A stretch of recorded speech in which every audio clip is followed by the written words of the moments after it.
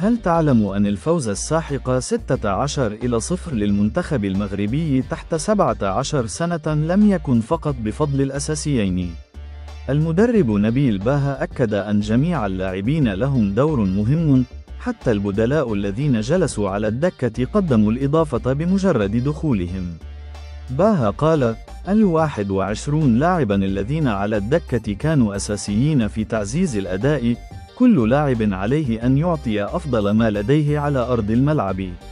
وأضاف: الحمد لله، اليوم قدمنا أداء أفضل من المباريات السابقة، والتنافسية بين الأساسيين والبدلاء رفعت مستوى الفريق كله. هذا التوازن بين الأساسيين والبدلاء يمنح المنتخب المغربي القدرة على الاستمرار في تقديم أداء قوي في المباريات المقبلة، ويزيد من فرص التأهل إلى الدور القادم.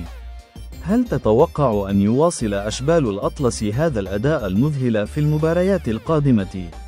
اترك توقعك في التعليقات، واضغط لايك واشترك لمتابعة كل جديد عن المنتخب المغربي.